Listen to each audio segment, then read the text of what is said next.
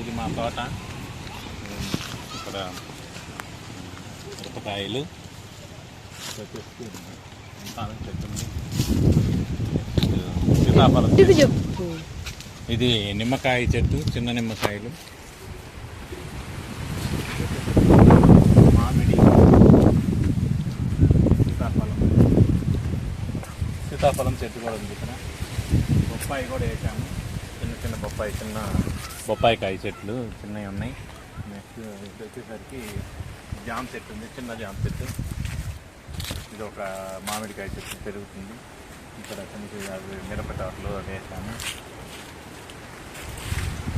ఇక్కడ చూస్తే చిన్న నారు కూడా వేసున్నాము. ఇక్కడ దొండ చెట్లు, బీర చెట్టు, అట్లా దొండ చెట్లు వేసాము.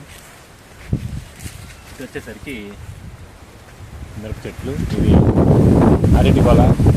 ఇక్కడే బొప్పాయికాయలు పిండిలాగా బొప్పాయికాయలు చూడండి. ఈ పక్క అరటి చెట్లు ఉన్నాయి. ఇది అరటికాయ తీసింది చూడండి.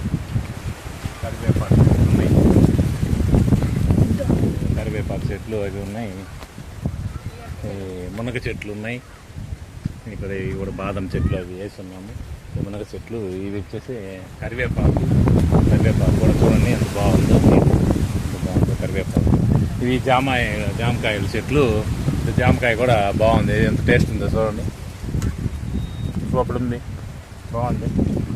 ఇక్కడ కాయ కూడా ఉంది.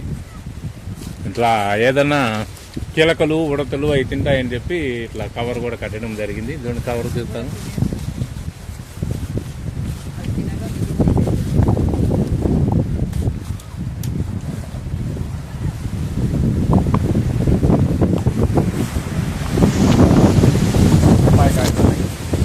మళ్ళీ ఇక్కడ ఒక చిన్న నిమ్మ చెట్టు ఉంది.